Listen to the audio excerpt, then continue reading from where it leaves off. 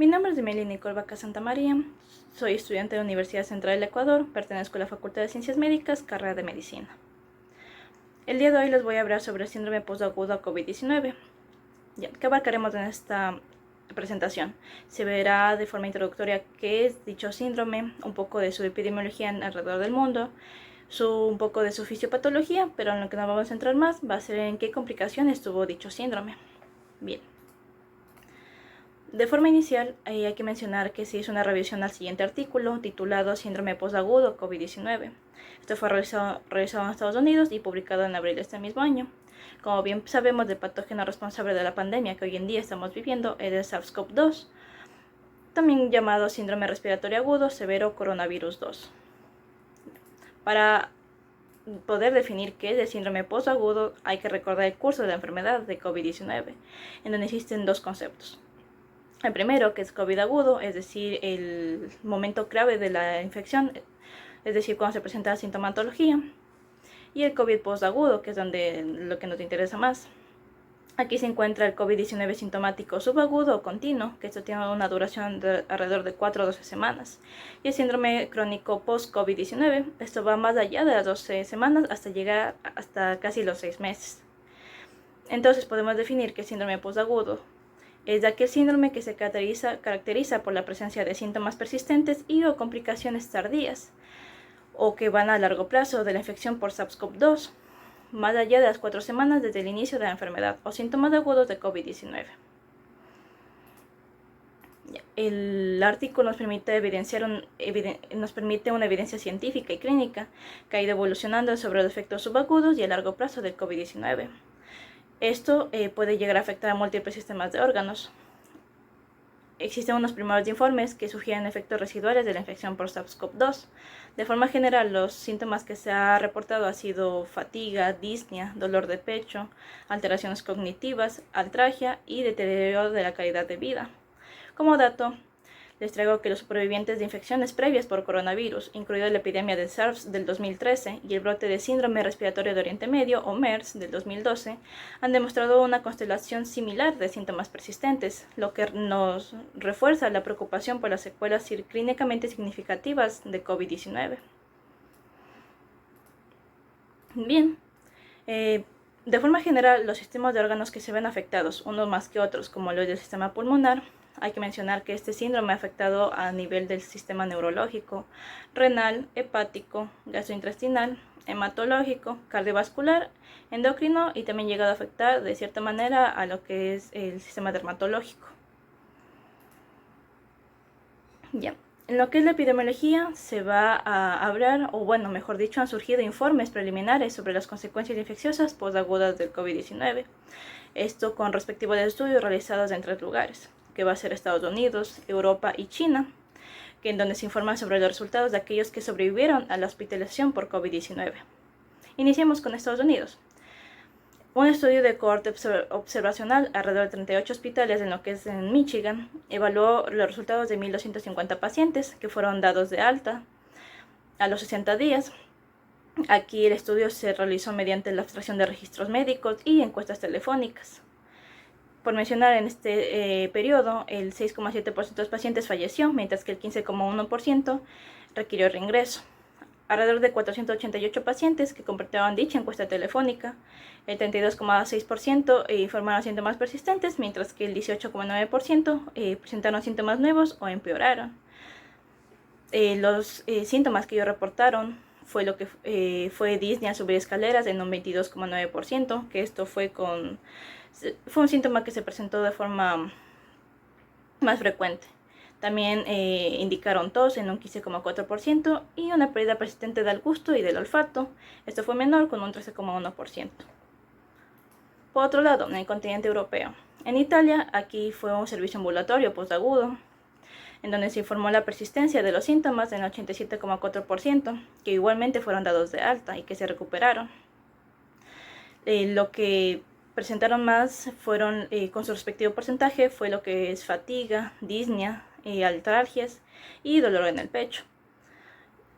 Y alrededor del 55% de los pacientes continúan experimentando 3 o más síntomas. Por otro lado, en Francia, aquí fue un estudio centrado de 150 supervivientes, que igualmente presentaron de forma similar la persistencia de síntomas en 2/3 de las personas a los 60 días de seguimiento, y 1/3 informó sentirse peor que el inicio de COVID-19 agudo. Y por último, lo que fue en Reino Unido, aquí fue igualmente estudio de seguimiento prospectivo en personas sobrevivientes, que igualmente presentaron lo que es de síntomas a las 8 a 12 semanas después del ingreso hospitalario.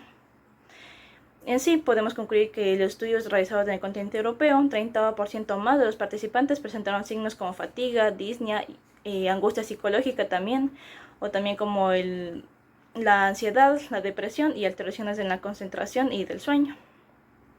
Y por último, tenemos lo que es Wuhan, en China, donde inició toda esta pandemia. Aquí igualmente en un estudio de corte se evaluaron las consecuencias de largo plazo de COVID-19 mediante una evaluación integral en alrededor de 1.733 pacientes a los 6 meses de la aparición de los síntomas. Igualmente el estudio utilizó lo que son encuestas telefónicas de examen físicos. Ellos también aplicaron lo que es la prueba de marcha de 6 minutos, que más adelante les explicaré de qué se trata, y análisis de sangre, además de pruebas de función pulmonar. En sí, ellos también presentaron la misma sintomatología que no presentaron los demás países, es decir, se va presentando un patrón. En la fisiopatología, bueno, aquí por mencionar que hay ciertos mecanismos fisiopatológicos predominantes del COVID-19 agudo, lo que podemos mencionar que existe una toxicidad viral directa, existe un daño endotelial y un daño microvascular. También existe una desregulación del sistema inmunológico y estimulación de un estado hiperinflamatorio.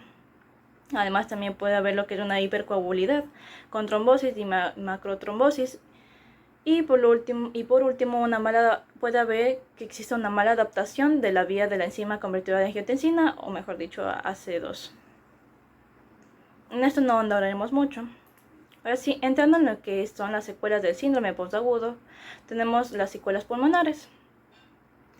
Entre los sobrevivientes de COVID-19 se ha informado un espectro de manifestaciones pulmonares que van desde disnea, esta puede ser con o sin dependencia crónica de oxígeno, hasta lo que es un daño pulmonar fibrótico. Se procederá a ver qué cambios existen a nivel pulmonar, tanto clínicamente, tanto en imagen y en tanto cambios en las pruebas de función respiratoria. Iniciemos con los cambios en clínica. Como bien digo, la disnea es el síntoma persistente más común, más allá del COVID-19 agudo, con una prevalencia alrededor de 42% a 66%. Esto igualmente en un seguimiento de 60 a 100 días. También se informó la necesidad de oxígeno suplementario debido a la hipoxemia persistente o a la nueva necesidad de presión positiva continua en las vías respiratorias. Además, también se presentó una reducción de la capacidad de difusión, lo cual fue el deterioro fisiológico más común presentado o informado en lo que es del COVID-19 postagudo. Listo. Por otro lado tenemos los cambios de imagen. Aquí aproximadamente 50% de pacientes de un estudio que se sometió a una tomografía computarizada de alta resolución a nivel de tórax a los 6 meses tenían al menos un patrón normal. Y la mayoría de estas anomalías observadas por tomografía computarizada fueron las opacidades en vidrio esmerilado. También mencionar que en los cambios de imagen se observaron cambios fibróticos de las tomografías, que eran principalmente reticulaciones o bronquiectasias por tracción, esto alrededor de 3 meses después de alta hospitalaria. Aquí tenemos lo que es otro estudio. Aquí lo importante a recalcar es que la tomografía computarizada de alta resolución, o mejor conocida como TACAR, es útil para evaluar lesiones pulmonares que persisten después del cuadro de COVID-19. Las secuelas pulmonares más frecuentes presentadas en el TACAR de pacientes post-COVID-19 a los 3 meses de seguimiento fueron 3 importantes, que fue engrosamiento intersticial, infiltrados en vidrio esmerilado y patrón de empedrado. Otros hallazgos tomográficos incluyen lo que son bronquiectasias de tracción, disminución del volumen pulmonar y bandas fibróticas. Afortunadamente, los reportes de lesiones más severas, como las imágenes de empanalización, han sido excepcionales. Bien, aquí podemos evidenciar 4 imágenes. Las dos imágenes primeras corresponden a un atacar de dos pacientes con COVID-19. En la imagen A se puede observar ligeros infiltrados de vidrio esmerilado y en la imagen B igualmente se observa dicho infiltrado, pero este en cambio se asoció a reticulaciones que se observa como en patrón empedrado. Esto se evidencia en el recuadro rojo. Por otro lado, las dos imágenes de abajo igualmente es un atacar, que esto fue en pacientes con COVID-19 grave. En la imagen A, la atacar fue realizada durante el cuadro agudo, en donde se evidencia lesiones consolidativas bilaterales posteriores, con broncograma aéreo en el lado derecho. Ya, en la ubicación anterior a estas últimas lesiones se pueden apreciar lesiones bilaterales con patrón empedrado. Esto se evidencia en el recuadro rojo. En la imagen B es la atacar de control en el mismo paciente a los 6 meses de haber padecido COVID, en donde se puede evidenciar un engrosamiento bilateral de septos interlobulares en regiones posteriores. También se aprecia dilataciones bronquiales segmentarias aisladas o también conocidas como bronquiectasias, que esto se puede evidenciar en los círculos rojos, además de infiltrados de vidrio esmerilado, que son tenues en la etapa de regresión. Esto igualmente se evidencia en los recuadros rojos. En otro estudio conocido como enfermedad pulmonar intersticial persistente posterior a COVID-19, aquí nos dejó claro que radiológicamente las anomalías intersticiales detectadas después de COVID-19 estuvieron dominadas por un fenotipo de neumonía organizada en alrededor del 59% de los pacientes. Ya, aquí el tratamiento que ellos usaron fueron corticoides, los cuales hay que mencionar que son los pilares del tratamiento para la neumonía organizada, y en este caso utilizaron lo que es la prednisolona. Ya. Como había dicho, de estos 59 pacientes con cambio intersticial persistente post-COVID-19, la mayoría tenía este patrón de neumonía organizada. Alrededor de 3 pacientes habían recibido previamente tratamiento con esteroides. En ellos se consideró que el patrón era fijo, con solo virus esmerilado menor. Alrededor de un 15% de afectación pulmonar. Otros 21 pacientes tenían enfermedad limitada con virus esmerilado puro con afectación pulmonar del 15%, o no llegaban a tener un deterioro funcional. Y por último, los 35 pacientes, ante la presencia de una neumonía organizada con fisiología restrictiva y ante la ausencia de mejoría de la sintomatología, en ellos en cambio se recomendó lo que es tratamiento con corticoides. Ya. ¿Qué podemos evidenciar en estas 4 imágenes? En la primera imagen hay que mencionar que es una imagen axial y una reconstrucción coronal a partir de imágenes de tomografía computarizada. Esto en un hombre de 57 años en un buen estado previo. En la imagen A y B se muestra un patrón radiológico de neumonía organizada con predominio de densidad peribronquial y perilobular. Esto con una consolidación broncoectasial de tracción leve de las vías respiratorias. Ya. En las siguientes figuras, tanto C y D, en esta etapa el paciente solo podía caminar 30 yardas. Las imágenes de tomografía de seguimiento de lectoras adquiridas después de 3 semanas de prednisolona oral muestran la resolución de la consolidación con virus esmerilado residual y reticulaciones supraorales finas. Aquí también hay que mencionar que las vías respiratorias todavía tienen un aspecto ligeramente no abusado. Ya, esto por un lado en este estudio.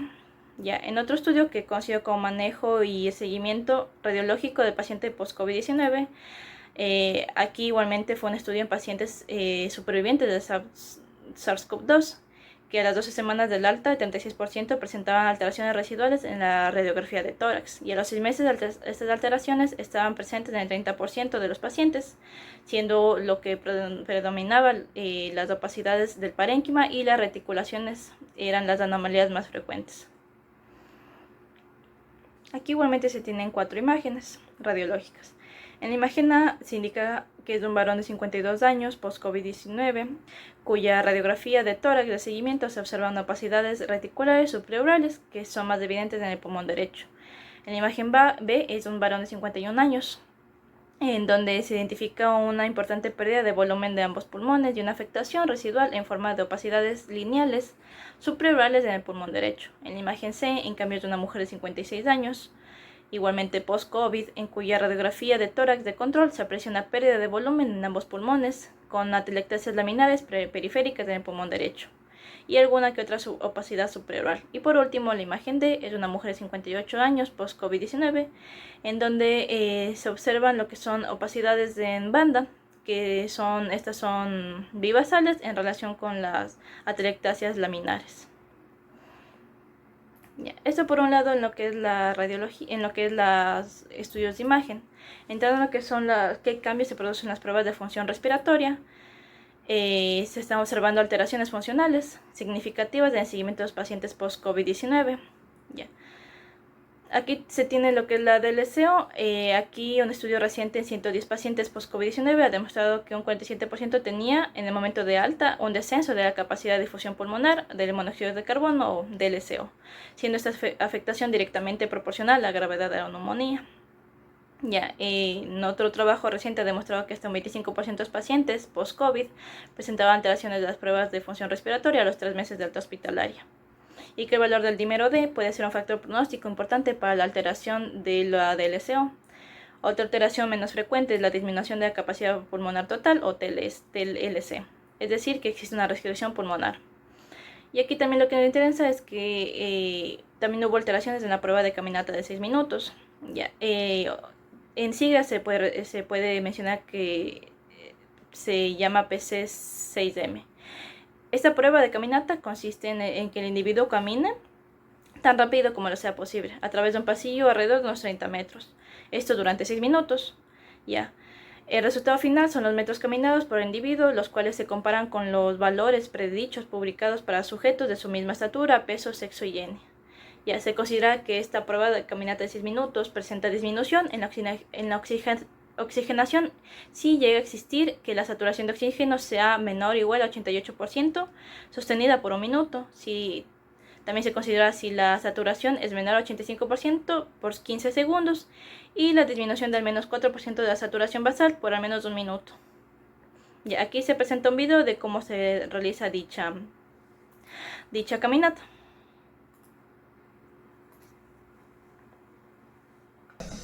Muy buenos días. Bueno, aquí lo que realizamos es el test de caminata de 6 minutos, que es un test que nos sirve para evaluar la tolerancia que tienen los pacientes para realizar ejercicio o para ver la capacidad que tienen para realizar una actividad física. La idea de la prueba es que el paciente camine haciendo su mejor esfuerzo durante estos 6 minutos para poder evaluar la parte pulmonar, el sistema cardiovascular, el sistema muscular y la parte metabólica que se ven muy afectados en estos pacientes. El paciente tiene que recorrer la mayor distancia que pueda caminando a su mejor esfuerzo para ver cuánto es lo que él está realizando en este momento, y eso se equipara de acuerdo a su edad, a su peso y a su talla. Usted me decía que, claro, para nosotros es muy fácil esta distancia que vamos a ver en imágenes, que los pacientes caminen, pero hay algunos que no lo logran.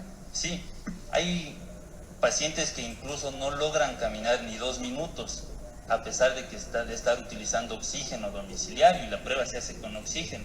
Entonces son pacientes que están muy afectados la parte pulmonar y la parte muscular, que se ha visto que hasta ahora es lo que el COVID afecta en su gran mayoría. Ahora, estas pruebas, bueno, ustedes realizan la prueba y la mayoría de pacientes hace la terapia dentro de su hogar y se comienza a ver mejoría. No es como el resto de enfermedades pulmonares que por lo general ya si usan oxígeno tienen que usarlo de por vida. Sí, de hecho la prueba sirve para poder prescribir el ejercicio en los pacientes y ver si estos pacientes necesitan seguir utilizando oxígeno domiciliario, si el ejercicio tienen que realizarlo con oxígeno, y sí se ha visto mejoría. Hay pacientes que ya van la segunda prueba que les envía el médico neumólogo para su evaluación, y se ha visto bastantes logros después de la intervención terapéutica y el tratamiento de rehabilitación respiratoria que están realizando en casa por este momento. Antes de que nosotros estemos en vivo, usted me contaba experiencias terribles, ¿no? Muchos de los médicos con los que ustedes trabajan se contagiaron de coronavirus y cuando han venido acá realmente sus historias son desgarradoras. Algunos incluso tenían exceso de peso y ahora son tan delgados que impactan esas imágenes, ¿no? Sí, muchos de los pacientes que nos han enviado son personal médico, que incluso llegan en silla de ruedas después de haber estado mucho tiempo en terapia intensiva. Entonces la afectación es muy grave y estos pacientes tienen importantes limitaciones para realizar la actividad física y obviamente limitaciones para realizar sus actividades de la vida diaria, que es lo que vemos aquí. Muchas gracias. Bueno, es importante la información y más que nada hemos venido acá para mostrarles. Una vez visto qué tipos de alteraciones existen a nivel de la clínica, de imagen y en las pruebas de función pulmonar, se procederá a ver lo que es la fisiopatología y patología de estas secuelas pulmonares. Ya se cree que existen mecanismos virales dependientes, aquí la invasión de células endoteliales y epiteliales alveolares por el SARS-CoV-2 y mecanismos independientes, como lo que es el daño inmunológico, incluida la inflamación perivascular. Se cree que estos dos mecanismos contribuyen de alguna forma a la ruptura de la barrera endotelial epitelial con invasión de monocitos y neutrófilos, además de una extravasación de un oxidado rico en proteínas en el espacio alveolar. ¿Qué cuidados de manejo se sugieren? Aquí se ha sugerido lo que es el uso de oximetría de pulso domiciliaria con dispositivos aprobados para el control de lo que es la disnea. También hay medicamentos que son útiles para monitorear a los pacientes con síntomas persistentes, sin embargo actualmente se carece de evidencia de apoyo. También algunos expertos han propuesto la evaluación con PFT seriadas y la prueba de caminata de 6 minutos para aquellos con disnea persistente, así como un atacar de tórax a los 6 y 12 meses. También se recomienda además que los pacientes sean evaluados con atacar, además de eso también con angiografía pulmonar por tomografía computarizada o un ecocardiograma. Se ha sugerido que también el tratamiento con corticoides puede ser beneficioso en un subconjunto de pacientes con enfermedad pulmonar inflamatoria post-COVID. El trasplante de pulmón se ha realizado anteriormente para enfermedad pulmonar fibroproliferativa después de un SDRA. Esto también puede ser con un cuidado de manejo. Aquí se tiene lo que es un algoritmo para lo que es un algoritmo de seguimiento pulmonar post-SARS-CoV-2. En el caso de que un paciente tenga neumonía por SARS, aquí se debe evaluar a las 4 o 12 semanas, dependiendo de cómo está la gravedad de la neumonía, qué requerimiento de oxígeno requiere y una persistencia de síntomas respiratorios. También hay que evaluar la salud mental, si existe ansiedad, depresión o un estrés postraumático. En el caso de que ya se evalúe eso, se procede a realizar un ataque de tórax de alta resolución y también pruebas de función respiratoria. Dentro de estas pruebas se procede a ver lo que es la espirometría pre y post broncodilatador, la prueba de difusión pulmonar de monóxido de carbono o del SO, la prueba de caminata de 6 minutos y la prueba de presiones respiratorias máximas. Una vez realizado esto, hay dos opciones. También hay que evaluar si existe antecedentes o sospechas de compromiso vascular pulmonar. En el caso de que existe esta sospecha, se realiza un ecocardiograma, una angiografía pulmonar y por último, si existe evidencia de enfermedad vascular, en el caso de que no exista evidencia, se toca evaluar según criterios médicos a los 6 y 12 meses. En el caso de que sí exista, se debe considerar referir al especialista. Por otro lado, cuando existe evidencia de enfermedad intersticial, considerar lo que es referencia especialista, pero en el caso de que no existe evidencia, aquí hay que igualmente evaluar según criterios médicos de los 6 a 12 meses. Si se ha considerado la referencia al especialista, existe una evidencia de enfermedad intersticial o vascular pulmonar. Si no hay, esto se considera que se dé un alta al paciente. Continuando, tenemos lo que son las secuelas hematológicas. Aquí menciona que la tasa de tromboembolismo venoso en el contexto de postagudo de COVID-19 es menor de 5%. Un informe de un solo centro de 163 pacientes en Estados Unidos sin tromboprofilaxis posterior al alta sugirió una incidencia acumulada de trombosis del 2,5% a los 30 días después del alta, incluyendo así una embolia pulmonar fragmentaria, un trombo intracardíaco, una fístula arteriovenosa, tromboenzada e ictus isquémico. En este mismo estudio hubo una incidencia acumulada de hemorragia del 3,7% a los 30 días después del alta, principalmente relacionada con caídas mecánicas. Mencionar que de esto la fisiopatología y patología, existe una coagulopatía asociada a COVID-19 que puede ser compatible con un estado hiperinflamatorio e hipercoagulable. Los mecanismos de tromboinflamación incluyen lo que es la lesión endotelial, la activación del complemento, la activación plaquetaria e interacciones plaquetoleucocitarias, además de trampa extracelular de neutrófilos y liberación de citocinas proinflamatorias. En los cuidados de manejo, en estas secuelas hematológicas, se recomienda que la alta prolongada posthospitalaria y la tromboprofilaxis primaria prolongada en aquellos tratados como pacientes de ambulatorios pueden tener una relación riesgo-beneficio más favorable en COVID-19. Los anticoagulantes orales directos y la heparina de bajo peso molecular son los agentes anticoagulantes preferidos sobre los antagonistas de la vitamina K debido a la falta de necesidad de controlar la frecuencia de los niveles terapéuticos. Además, también existe el papel de los agentes antiplaquetarios como lo que es la aspirina como alternativa para la tromboprofilaxis en COVID-19. También puede ser útil, pero aún no se ha evidenciado, aún no se ha definido y actualmente se encuentra en investigación. Ya. Continuando, tenemos las secuelas cardiovasculares. Aquí en esta se informó un dolor torácico en hasta el 20% de supervivientes de COVID-19, esto en los 60 días de seguimiento, mientras que igualmente se notificaron palpitaciones alrededor de un 5% y dolor en el pecho en curso alrededor del 5%, esto igualmente a los 6 meses de seguimiento en un estudio. Se ha observado igualmente una mayor incidencia en lo que es la miocardiopatía por estrés durante la pandemia de COVID-19, esto en comparación con los periodos prepandémicos. Ya, continuando, se tiene lo que es la patología y fisiopatología. Aquí los mecanismos que perpetúan las secuelas cardiovasculares de COVID-19 incluyen lo que es la invasión viral directa, la regulación negativa de la ECA2, la inflamación y respuesta inmunológica que afecta la integridad estructural del miocardio, el pericardio y el sistema de conducción. Se tienen los cuidados de manejo. Aquí por mencionar que la evaluación clínica y por imágenes en serie con electrocardiograma y ecocardiograma a las 4 o 12 semanas en aquellos que presentan complicaciones cardiovasculares durante una infección aguda o síntomas cardíacos persistentes. También las recomendaciones para los atletas de competición con complicaciones cardiovasculares relacionadas con COVID-19 incluyen lo que es la abstinencia del deporte competitivo o actividad aeróbica al menos durante 3 a 6 meses hasta que se resuelva la inflamación miocárdica mediante resonancia magnética cardíaca o normalización de la troponina. Ya. Continuando, se tienen secuelas neuropsiquiátricas. Similar al síndrome post-SARS crónico, los sobrevivientes de COVID-19 han informado un síndrome postviral de malestar crónico, presentado también con mialgia difusa, síntomas depresivos y sueño no reparador. Otras manifestaciones incluyen lo que son dolores de cabeza, similares a las migrañas, esto a menudo refractario a los analgésicos tradicionales, y también llegaron a presentar dolores de cabeza de aparición tardía atribuidos a niveles elevados de citoninas.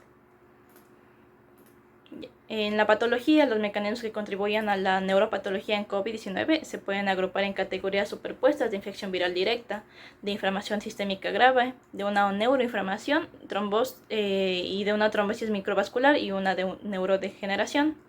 En los cuidados de manejo, aquí se deben implementar lo que son terapias de estándar para complicaciones neurológicas, como dolores de cabeza, esto conjuntamente con evaluación por imágenes y una derivación a un especialista reservado para la cefalea refractaria.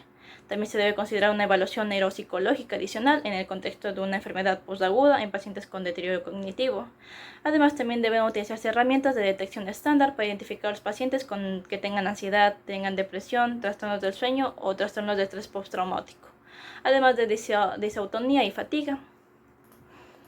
En las secuelas renales, aquí la lesión renal aguda grave o IRA, que requiere terapia de reemplazo renal, ocurre alrededor del 5% de todos los pacientes que fueron hospitalizados y del 20 al 31% de estos pacientes críticamente enfermos, particularmente entre aquellos con infecciones graves que requieren ventilación mecánica, se presentó esta lesión renal aguda grave.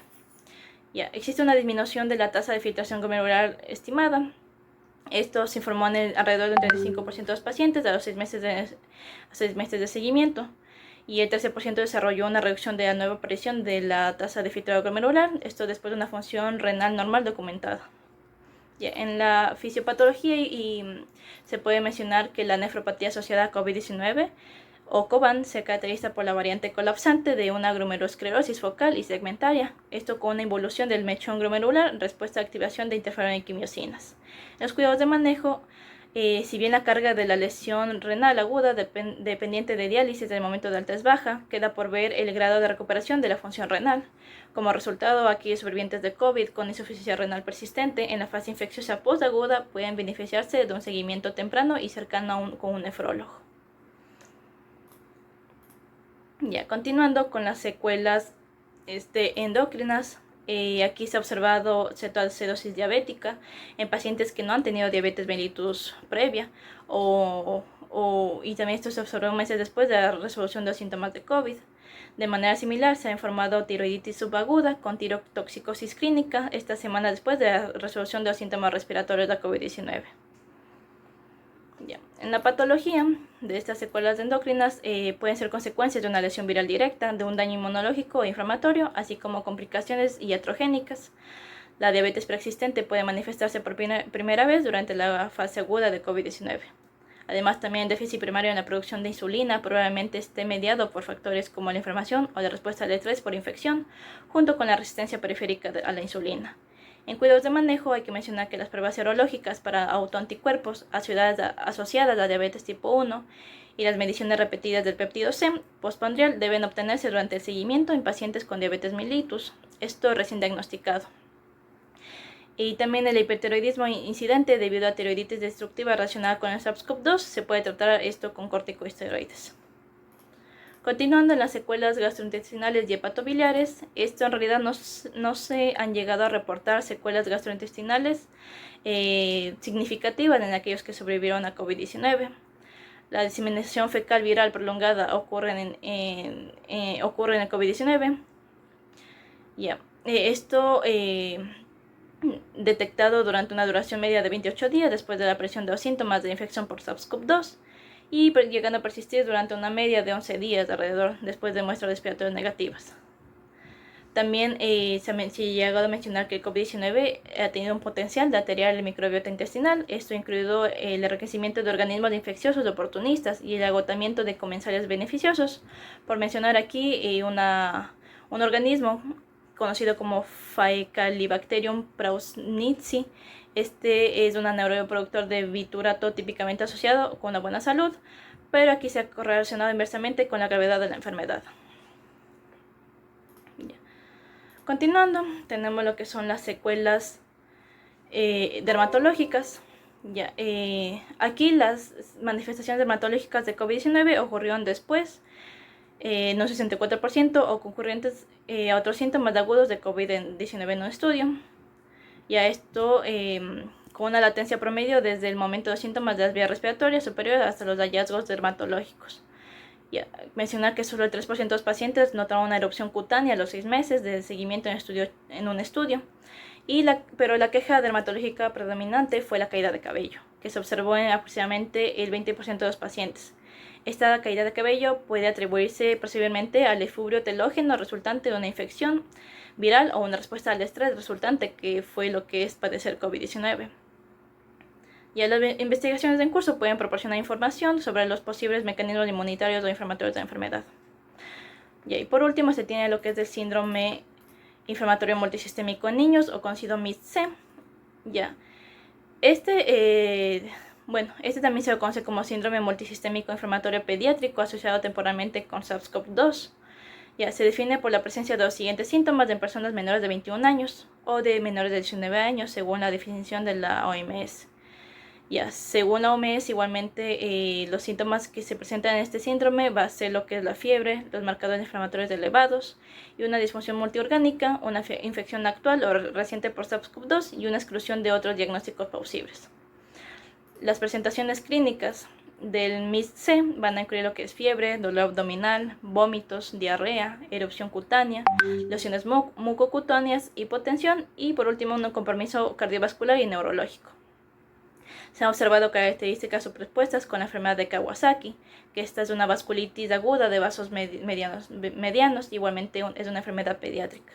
Sin embargo, la comparación de cohortes de enfermedad de Kawasaki y MIS-C demuestra características epidemiológicas y clínicas distintivas.